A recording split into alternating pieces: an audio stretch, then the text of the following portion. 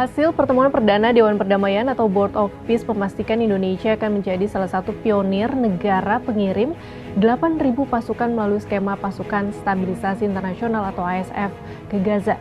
Menteri Luar Negeri Sugiono menegaskan pasukan Indonesia tidak akan melakukan demilitarisasi tetapi hanya terlibat dalam misi kemanusiaan.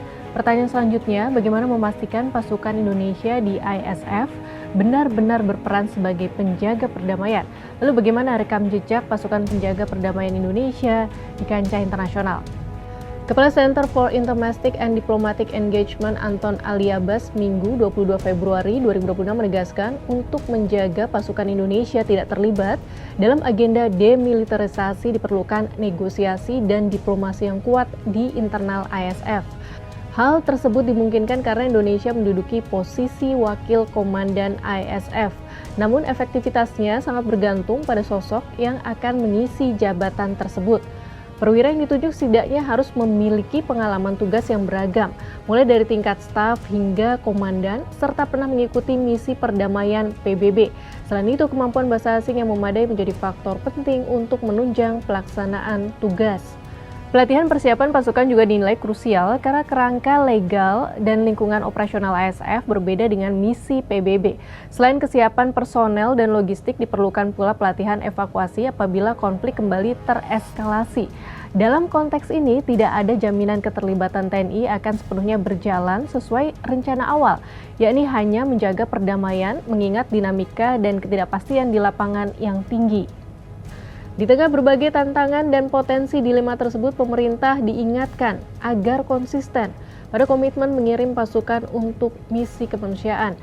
Konsistensi juga diperlukan terhadap janji untuk meninjau ulang kontribusi di ISF apabila pasukan Indonesia dipaksa terlibat dalam pelucutan senjata atau berhadapan langsung dengan Hamas. Sebelumnya, Presiden Prabowo menyatakan Indonesia akan mulai mengirim 1.000 pasukan perdamaian ke Gaza pada Maret atau April 2026. Jika terrealisasi, langkah ini akan semakin memperpanjang rekam jejak kontribusi Indonesia dalam misi perdamaian dunia. Kiprah pasukan perdamaian Indonesia dimulai pada 1957 ketika kontingen Garuda pertama dikirim ke Mesir dalam misi UNIF sebagai respons atas krisis Suez. Penugasan tersebut menandai awal komitmen Indonesia terhadap perdamaian internasional.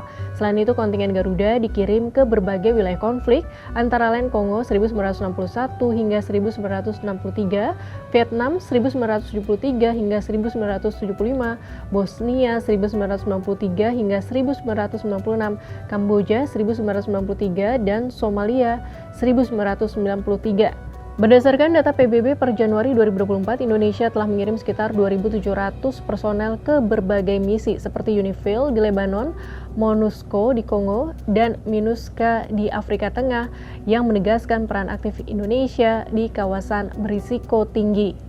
Sahabat Kompas, perkembangan pengiriman pasukan Indonesia ke Gaza masih akan terus menjadi perhatian. Apakah pasukan Indonesia benar-benar dapat menjalankan mandat kemanusiaan dan perdamaian tanpa terseret dalam dinamika konflik Hamas-Israel? Publik tentu berharap pasukan perdamaian ini mampu menjaga independensi dari intervensi kepentingan politik Donald Trump dan Israel.